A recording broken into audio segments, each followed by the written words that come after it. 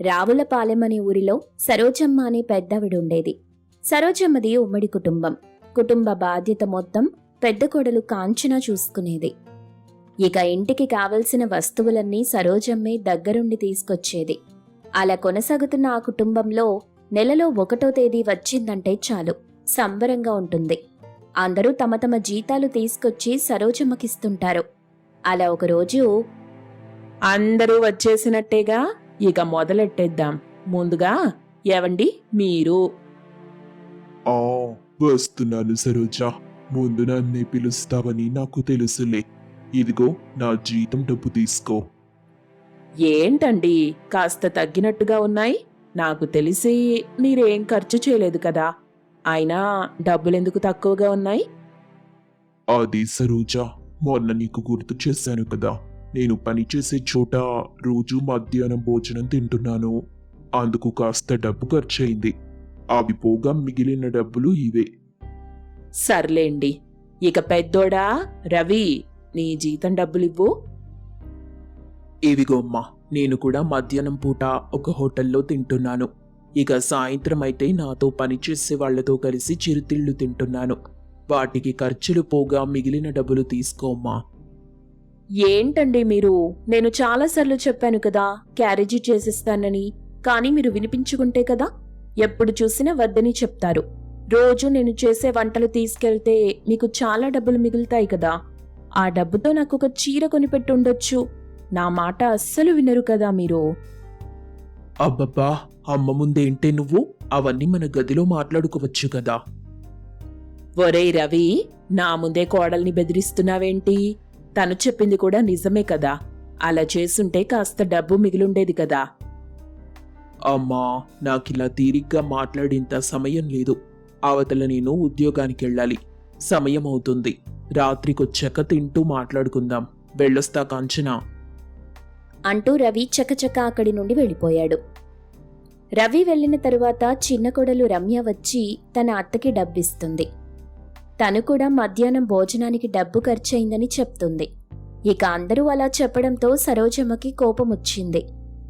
అమ్మాయి కాంచనా, ఇక మొత్తం డబ్బులు ఎంతొచ్చాయో లెక్క చూసుకోమ్మా. వాటిని రేపు బ్యాంకులో వేసెయ్యాలి. ఇంట్లో డబ్బు పెట్టుకోవటం అస్సలు మంచిది కాదు. బ్యాంకులో వేసేస్తే ప్రశాంతంగా ఉండొచ్చు. అలాగే అత్తయ్యా, అంతా లెక్కపెట్టి బ్యాంకులో వేసేస్తాన్లే. అలా కాంచన డబ్బు తీసుకుని ఆ రోజు మధ్యాహ్నం బ్యాంకుకి వెళ్తుంది. ఇంతలో దారి మధ్యలో రోడ్డు పక్కన పానీపూరి తింటూ కనిపిస్తాడు రవి. అది చూసి కాంచన తట్టుకోలేకపోతుంది. వెంటనే అక్కడికెళ్లి తన భర్త రవిని ప్రశ్నిస్తుంది. ఏంటండి మీరు? ఇలా ఎక్కడ పడితే అక్కడ తినొద్దని చెప్పాను కదా. నా మాటలు మీకు విసుగ్గా అనిపిస్తున్నాయా? ఇలా తినటం వల్ల చాలా నష్టపోతామండి. ఇక చాలా ఆపు. అయినా నువ్వేంటిక్కడున్నావు? రోజు నేను ఈ పానీపూరి బండి దగ్గరికి వచ్చి తింటూ ఉంటాను. నువ్వు కూడా తింటావా చెప్పు, కొని పెడతాను. ఏమక్కర్లేదు, నేను బ్యాంకుకొచ్చాను. సర్లే, ఉదయం తొందరగా వచ్చేసాను కదా. ఆఖరిగా ఉండి ఏదో దారిలో దొరికేవి తింటున్నానంతే. అయినా మీరిలా బయట తినాల్సిన పనెందుకు? మీకు కావాలంటే ఇంట్లోనే చేసి పెడతాను కదా. నువ్వు వండి నాకు వడ్డించేసరికి సాయంత్రం అయిపోతుంది. సమయానికి ఉద్యోగానికి వెళ్ళకపోతే ఇక అంతే. నేను కూడా నీతో పాటు వంటగదిలో అంట్లు తోముకోవాల్సి వస్తుంది. సరే, నువ్వింటికెళ్ళు. అమ్మకి మాత్రం నేనిక్కడ తింటున్నట్టు అస్సలు చెప్పొద్దు. దీనికి మాత్రం ఏం తక్కువ లేదు అంటూ కాంచన తిరుగు ప్రయాణమైంది. ఇక పనులన్నీ ముగించుకొని ఇంటికి చేరుకుంది కాంచన. అక్కడ తన తోడికోడలు రమ్య, తన మరిది రాము కూర్చొని రకరకాల తినుబండారాల్ని పెట్టుకొని తింటుంటారు. వాటిని చూసిన కాంచన, హరే రమ్య, ఏంటిది? ఇవన్నీ ఎక్కడివి? వదినా, వీటిని నేనే తీసుకొచ్చాను. ఇవి చాలా రుచిగా ఉంటాయి. మీరు కూడా తినండి. వీటికి చాలా డబ్బు ఖర్చయి ఉంటుంది కదా. ఖర్చయితే ఏంటి, తినాలనిపించింది తింటున్నాం, దాంట్లో తప్పేముంది? అయ్యో, నన్ను తప్పుగా అర్థం చేసుకోకండి. ఇలా తినడానికి డబ్బు ఖర్చు చేయడం కన్నా ఆ డబ్బుల్ని పొదుపు చేస్తే మనకు ఉపయోగపడతాయి కదా. ఆపదలో ఆ డబ్బులే మనల్ని ఆదుకుంటాయి. భలే చెప్పొచ్చావులే. అయినా ఇంట్లోనే ఉండే నీకేం తెలుస్తుంది మా బాధ? బయటకొచ్చి చూడు, సమాజం ఎలా ఉందో. మేముద్యోగాలు చేసేవాళ్లం, డబ్బు సంపాదించేవాళ్లం, ఏదైనా తినాలనిపిస్తే తినేస్తాం. దానివల్ల డబ్బు పోయినా పర్వాలేదు. మా సంతోషం కోసం ఈ మాత్రం చేసుకోకపోతే ఎలా అక్క? అది కాదు రమ్య, నేనేం చెప్తున్నానంటే ఇంకేం చెప్పొద్దక్క. అవతల అత్తయ్య ఇంట్లో లేదు, ఏదో పని మీద బయటికెళ్ళింది. ఆవిడిది చూసిందంటే ఇక మమ్మల్ని తిననివ్వదు. అందుకే ఆవిడొచ్చేలోపు మేం తినేద్దామనుకుంటున్నాం అంటూ రమ్య రాములు తమ ముందున్న తినుబండారాల్ని వేగంగా తినటం మొదలెడతారు. వాళ్ళని చూసి బాధపడుతూ కాంచన తన గదిలోకొచ్చేసింది. ఇక ఆ రోజు రాత్రి ఆరుబయట సరోజమ్మ కూర్చుని ఉంది. ఆవిడకి పాళ్లు తీసుకెళ్ళిచ్చింది కాంచన. అదే సమయంలో సరోజమ్మ, అమ్మాయి కాంచన, ఈ ఇంట్లో నాలాగా ఆలోచించేదానివి, కుటుంబం గురించి పట్టించుకునేదానివి నువ్వేనమ్మా. మిగిలిన వాళ్ళెవ్వరూ అంతగా పట్టించుకోరు. అత్తయ్య ఎందుకలా అంటున్నారు? ఇప్పుడేమైందని? నేను చాలా విషయాలు తెలుసుకున్నానమ్మా. ఈ మధ్య ఎవ్వరూ సరిగా జీతం డబ్బులివ్వట్లేదు, అరకొరగా ఇస్తున్నారు. అక్కడ తింటున్నాం, ఇక్కడ తింటున్నామని భోజనంపై సాకులు చెప్తున్నారు. నేను గొడవ చేస్తే వీళ్ళంతా ఈ ఇంట్లో ఉండలేరమ్మా. అందుకే మౌనంగా ఉండిపోతున్నాను. అత్తయ్య మీరలా బాధపడకండి. అలా కాంచన సరోజమ్మ మాట్లాడుకుంటూ ఉండగా అక్కడికి రవి తన తండ్రి రంగయ్యని పట్టుకుని ఇంట్లోకొస్తాడు. రంగయ్యని చూసి సరోజమ్మ కంగారు పడింది. ఏమైందండి? ఏమైంది? ఒరే, మీ నాన్నకి ఏమైందిరా? చిన్న సమస్య సరోజ, తగ్గిపోతుందిలే. వైద్యం చేయించుకున్నాను, మందులు కూడా ఇచ్చారు. నాన్నని ఆ సమోసాలు తినడం తగ్గించమని చెప్పారమ్మా. సమోసాలా? అవి మన ఇంట్లో ఎక్కడ చేస్తున్నాన్రా? నాన్న రోజు ఉదయం సాయంత్రం తను పనిచేసే చోట సమోసాలు తింటున్నారంట. వాటి వల్ల జీర్ణ సమస్యలు వచ్చాయి. మందులు వాడితే తగ్గుతుందని ఆ డాక్టర్ చెప్పాడు. కానీ రాబోయే రోజుల్లో ఈ సమస్య ఇంకా ఎక్కువ అవుతుందంట. అయ్యో దేవుడా, ఈ ఇంట్లో వాళ్ళు నా మాట అస్సలు వినటం లేదు కదా. నేనేం తప్పు చేశాను తండ్రి? అమ్మ కాంచన, నువ్వే ఏదో ఒకటి చెయ్యాలమ్మా. వీళ్ళని ఇలాగే వదిలేస్తే చాలా సమస్య అయిపోతుంది. అత్తయ్య నేను ఆలోచిస్తాను, మీరు కంగారు పడకండి, వెళ్ళి విశ్రాంతి తీసుకోండి అంటూ సరోజమ్మని రంగయ్యని అక్కడే వదిలేసి వచ్చేస్తారు రవి కాంచన. ఇక ఆ రోజు రాత్రంతా తన కుటుంబం గురించి, వాళ్ళ ఆరోగ్యం గురించి బాగా ఆలోచిస్తుంది కాంచన. ఇక అప్పుడే కాంచనకి ఒక చక్కని ఆలోచన వస్తుంది. మరుసటి రోజు ఉదయాన్నే అందరూ ఉండగా తన మనసులోని మాట చెప్తుంది. చూడండి, నేను బాగా ఆలోచించాను. ఇకపై మీరు బయట భోజనం చేసి మీ ఆరోగ్యాన్ని పాడు చేసుకోకండి. మీకోసం నేనే వంట చేస్తాను. అందరికీ క్యారేజీలు కట్టిస్తాను. ఇంటి భోజనం తింటే ఆరోగ్యంగా ఉంటారు. బయట భోజనం కన్నా ఇంటి భోజనమే ఆరోగ్యం. దానివల్ల డబ్బు కూడా ఖర్చు కాదు. ఆహా, చాలా చక్కగా చెప్పావమ్మా కాంచన. సరైన నిర్ణయం తీసుకున్నావు. కానీ అది సాధ్యమయ్యేది కాదు. ఎందుకంటే అందరం ఉదయం 5 గంటలకే బయలుదేరి పనికెళ్ళిపోతాం. ఆ సమయంలో మా కోసం వంటలెలా చేయగలవక్క? అది కుదరని పని. ఏంటి కాంచన, నువ్వు మతుండే మాట్లాడుతున్నావా? అమ్మా, నువ్వు కూడా ఏంటి? కాంచన ఏది చెప్తే అది గొప్ప విషయం అనుకుంటున్నావా? అది సాధ్యపడే విషయం కాదు. అయితే మీరు చెప్పిన దాని ప్రకారమే నేను ఉదయం 5 గంటలకే భోజనాలు ఏర్పాటు చేసి మీకు క్యారేజీలు కట్టిచ్చేస్తాను. ఏమంటారు? ఒకవేళ అలా చేయకపోతే మీకు నచ్చిన చోటే తినండి. సరే, అయితే చూద్దాం. అలా మరుసటి రోజు నుండి కాంచన ఉదయం 5 గంటలకే అందరికీ క్యారేజీలు సిద్ధం చేసింది. అది చూసిన సరోజమ్మ కూడా చాలా సంతోషిస్తుంది. అమ్మా కాంచన, నా క్యారేజీ ఎక్కడా? ఇదిగోండి మావయ్య, ఇందులో మీరు తినడానికి సమోసాలు కూడా చేశాను. అలాగే 2 కూరలు, తాలింపు, మధ్యలో తినడానికి జంతికలు కూడా పెట్టాను. ఆహా, అదరగొట్టేశావు కదమ్మా. నిజంగా నువ్వు చాలా తెలివైన దానివి. మా ఇంటికి అన్నపూర్ణే కాదు, ఆరోగ్య ప్రదాతవి కూడా. అలా రంగయ్య తన పెద్ద కోడల్ని మెచ్చుకున్నాడు. అది చూసి చిన్న కోడలు రమ్యకి చాలా కోపమొచ్చింది. ఏంటక్క నువ్వు నాకెందుకు ఇంత పెద్ద క్యారేజీ కట్టించావు? అరే రమ్య, నువ్వు తినడమే కాదు, నీ పక్క వాళ్ళకి కూడా కాస్త పెడతావని అలా చేశాను. అలా పెట్టడం వల్ల వాళ్లతో నీకు మంచి సంబంధాలు ఏర్పడతాయి. అప్పుడు నువ్వు ఉద్యోగాన్ని ఉల్లాసంగా, ఉత్సాహంగా చేసుకోవచ్చు కదా. వారేవా వదినా, నిజంగా నువ్వు అదరగొట్టేశావు. అరే కాంచనా, నాకు మాత్రం వేరుగా వంటలు చేశావేంటి?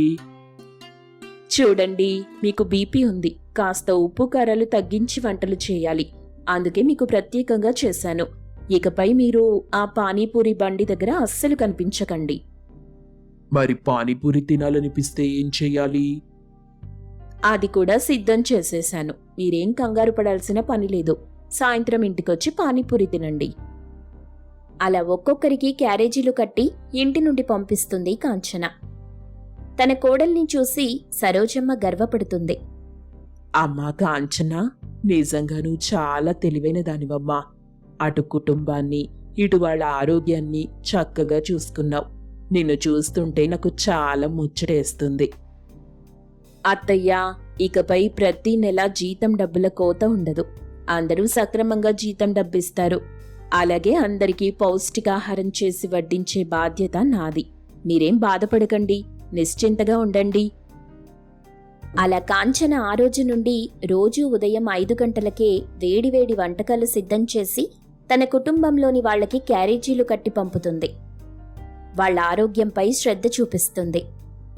తన కోడలు కాంచన చేసే పనికి అత్త సరోజమ్మ కోటి ఆశలతో అత్తారింట్లోకి అడుగుపెట్టింది కాంచన. తన కోడల్ని చూసి కాంతమ్మ చాలా సంతోషిస్తుంది. ఇక మామ రంగయ్య, ఆడపడుచు దివ్యాలు కాంచనని చూసి మురిసిపోతుంటారు. అమ్మా కాంచన, ఈ ఇంటికి నువ్వొచ్చిన వేళ విశేషం. మన కుటుంబానికి అంతా మంచి జరగాలి తల్లి. వదినా, నువ్వు ఈ చీరలో చాలా అందంగా ఉన్నావు తెలుసా? అరే, కోడల్నలా ఇబ్బంది పెట్టకండి. ఏమేవ్ కాంతా, ముందు కోడలు తినడానికి ఏమైనా పెట్టు. అమ్మా, వేడివేడి సమోసాలు చేయి, వదినకి కూడా అవంటే ఇష్టం అనుకుంటా. అత్తయ్య, నన్ను చేయమంటారా? నేను చెయ్యనా? వద్దమ్మా, కొత్త కోడలివి, నువ్వలా వంట చేయటం నాకు ఇష్టం లేదు. ముందు నువ్వు వెళ్ళి కాస్త విశ్రాంతి తీసుకో. భోజనం నేను నీ దగ్గరికే పంపిస్తాను. ఏమే దివ్య, ఇలా వచ్చి నాకు సాయం చెయ్యి. ఇంతకీ అన్నయ్య ఎక్కడదినా? ఇదిగో వచ్చేశాను. ఇంటికి సరుకులు తీసుకురావడానికి వెళ్ళాను. వచ్చేసరికి కాస్త ఆలస్యమైందంతే. సరేలేవోయ్, ముందళ్ళి తయారవు. మీ అమ్మ మీకోసం వేడి వేడి సమోసాలు చేస్తుంది. అలా రంగయ్య చెప్పగానే రమేష్ తన భార్య కాంచనని తీసుకుని గదిలోకి వెళ్ళాడు. ఇక ఆ రోజు సాయంత్రం అందరూ కూర్చొని సమోసాలు తింటారు. వాళ్ళని చూసి కాంచన చాలా సంతోషిస్తుంది. అత్తయ్య, మిమ్మల్ని చూస్తుంటే నాకు చాలా సంతోషంగా ఉంది. చాలా ఇళ్లలో కొత్త కోడలని కూడా చూడకుండా పనులు చెప్తుంటారు, కానీ మీరలా కాదు, మీరు చాలా మంచివాళ్ళు. అమ్మా కాంచన, ముందు తిను. అవతల సమోసాలు చల్లగా అయిపోతాయి, వేడిగా తింటేనే బావుంటాయి. ఒరేయ్ రమేషు, దొంగ కోళ్ళెత్తుకెళ్ళేవాడిలా చూపెంట్రా. నీకు మీ అమ్మ సమోసాలు ఇస్తుందిలే, కాస్త నెమ్మదిగా తిను. నాన్న, అన్నయ్య ఎప్పుడూ అంతే, సమోసాల్ని మిఠాయిల్లా తింటాడు. అన్నట్టు కాంతా, నాకు కొన్ని సమోసాలు పొట్లం కట్టిపు. నేను పొలానికి వెళ్ళొచ్చి తింటాను. అలాగేనండి. ఇదిగో కాంచన, మీ మావయ్య రోజు పొలానికి కాపలాగా వెళ్తాడు. అలా వెళ్ళి అర్ధరాత్రి ఇంటికి వస్తాడు. సరేలేవే, అవన్నీ తిరిగ్గా చెప్పొచ్చులే. ముందు కోడల్ని తిననివ్వు. ఓయబ్బో, మీ కోడల్ని నేను తిననివ్వటం లేదా ఏంటి? తినమ్మా, తిను. అలా సరదాగా మాట్లాడుకుంటూ తమ కోడలు కాంచనని పొగుడుతూ అందరూ కలిసి సమోసాలు తింటారు. ఇక ఆ రోజు రాత్రి పొలానికి కాపలాగా వెళ్తాడు రంగయ్య. అలా కాపలా కాసిన తరువాత అర్ధరాత్రి వేళ ఇంటికి చేరుకున్నాడు. ఇంటికొచ్చిన వెంటనే తన భార్య కాంతమ్మని నిద్రలేపి, కాంతా, కాంతా, నాకు అన్నం పెట్టవే, తినాలి, బాగా ఆకలిగా ఉంది. నేను బాగా అలసిపోయాను, నా వల్ల కాదండి. వెళ్ళి కోడల్ని అడగండి. వాళ్ళు నిద్రపోతుంటారే, ఎలా అడగమంటావు? అబ్బబ్బా, నన్ను సరిగా నిద్రపోనివ్వరా మీరు? ఏమే దివ్యా, దివ్యా, ఏంటమ్మా? వెళ్ళి వదినని తీసుకురా, మీ నాన్నకు అన్నం కావాలంట.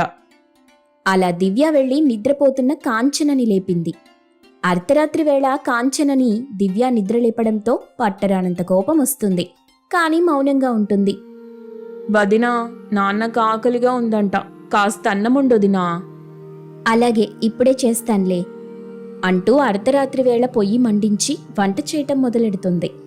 కొంత సమయం తరువాత అన్నం కూరలు చేసి తన మావ రంగయ్య కొడ్డిస్తుంది. రంగయ్య తినడం చూసి కాంతమ్మ కూడా నిద్రలేచి పళ్ళెం తీసుకుంది. ఏదమ్మా నాకు కాస్త పెట్టు, ఎందుకో ఈరోజు తినాలనిపిస్తుంది. అరే అమ్మా, మీరేనా తినేది? మేం తినాల్సిన పని లేదా? నేను కూడా తింటాను. వదినా, నాకు కూడా కాస్త పెట్టు. అలా తన అత్తతో పాటు దివ్యకి కూడా అన్నం వడ్డిస్తుంది కాంచన. ఇంతలో తన భర్త రమేష్ కూడా పళ్ళెం తీసుకుని అక్కడికొస్తాడు. రమేష్కి కూడా భోజనం వడ్డించింది. అలా అర్ధరాత్రి వేళ కుటుంబం మొత్తం భోజనం తింటారు. వాళ్ళని చూసి షాక్ అయింది కాంచన. వీళ్ళేం మనిషిలో ఏంటో, అర్ధరాత్రి వేళ ఇలా తినటమేంటి? వీళ్ళ పిచ్చి కాకపోతేను. అమ్మాయి కాంచనా, అలా చూస్తావే, నువ్వు తినమ్మా. వద్దత్తయ్యా, అర్ధరాత్రి వేళ తింటే నాకు అరగదు. అలా కాంచన తినదు. ఇక కుటుంబం మొత్తం తిన్న తరువాత కాంచన అన్ని పనులు ముగించుకొని నిద్రపోతుంది. మరుసటి రోజు ఉదయాన్నే కాంతమ్మ నిద్రలేపింది. అమ్మా కాంచనా, లేమ్మా, వెళ్ళి కళ్ళాపి చల్లి ముగ్గులై, బోలెడంత పనుంది. ఏమే కోడలికలా పనులు చెప్తావేంటే? తను కొత్త కదా. ఇంకేం కొత్త, తను నిన్నటి వరకే కొత్త కోడలు, ఈ రోజుతో పాత కోడలైపోయిందిలే. మీకేం తెలీదు, మీ పని మీరు చూసుకోండి. అలా కాంతమ్మ తన కోడలు కాంచనకి పనులు చెప్పటం మొదలెడుతుంది. పనులన్నీ చేసిన తరువాత మధ్యాహ్నం వేళయింది. ఇక కుటుంబానికి భోజనం చేయాల్సిన సమయమైంది. ఆ పనులు చేయటం కాంచనకి కొత్త, పైగా నిద్ర కూడా సరిగా ఉండదు. అయినా కూడా నిద్ర ఆపుకొని భోజనం చేస్తుంది. అత్తయ్య, భోజనం సిద్ధంగా ఉంది, ఇక వడ్డించుకొని తినేయండి. అదేంటమ్మా అలా అంటున్నావు? నువ్వు తినవా? నేను తర్వాత తింటానత్తయ్యా, రాత్రంతా నాకు సరిగా నిద్ర లేదు కదా, కాసేపు పడుకొని తర్వాత లేచి తింటాను. అలా చేస్తే ఎలాగమ్మా? అందరూ కలిసే కదా తినాలి. ముందు తినేసేయ్, తర్వాత పడుకుందువు గాని. అలా కాంతమ్మ తన కోడలు కాంచనతో బలవంతంగా పనులు చేయిస్తుంది. ఇక అందరికీ భోజనం వడ్డించమంటుంది. తర్వాత చివర్లో కాంచనని తినమంటుంది కాంతమ్మ. ఆ రోజు రాత్రి కాంచన బాధపడుతూ ఉంటుంది. తన భార్య బాధపడటం చూసిన రమేష్, ఏంటి కాంచనా, అలా ఉన్నావేంటి? ఏమైంది? ఏంటండి ఇలా విశ్రాంతి లేకుండా పనులు చెప్తున్నారు? నేను మీలాగా మనిషినే కదా, ఇలా పనులు వెంటనే చేయటమేంటి? నాకు అత్తయ్య దివ్యలు సాయం చేయొచ్చుగా. సాయం చేయకపోగా నా దగ్గరే అన్ని పనులు చేయిస్తున్నారు. కాంచనా, దీనికే ఇలా బాధపడితే ఎలా చెప్పు? నువ్వు ఈ ఇంటి కోడలివి. మా అమ్మ తర్వాత ఈ ఇంటిని చూసుకోవాల్సింది నువ్వే కదా. అలా అంటే ఎలా? నా మనసేం బాలేదండి, విశ్రాంతి కూడా లేదు నాకు. అరే కాంచనా, ఇంకేం ఆలోచించకు, ముందు కాసేపు ప్రశాంతంగా నిద్రపో. అలా రమేష్ చెప్పడంతో కాంచన నిద్రలోకి జారుకుంది. ఇక అర్ధరాత్రి అయింది. ఆ రోజు కూడా రంగయ్య ఇంటికి రాగానే దివ్య వచ్చి కాంచనని నిద్రలేపింది. ఇక రంగయ్య వెంటే కాంతమ్మ, దివ్య, రమేష్ కంచం తీసుకుంటారు. వాళ్ళకప్పటికప్పుడు భోజనం చేసి వడ్డిస్తుంది కాంచన. అలా రోజూ జరుగుతూ ఉంది. ఒకరోజు కాంచనకి విసుగొచ్చింది. తన భర్త రమేష్తో, ఏంటండి, కుటుంబం మొత్తం ఇలా అర్ధరాత్రి భోజనం తినటమేంటి? మీకీ అలవాటు ఇప్పుడే వచ్చిందా, లేక ఎప్పటి నుండో ఉందా? నాన్న పొలానికి వెళ్ళొస్తాడు కదా, ఆయనతో పాటు మాకు తినటం అలవాటైంది.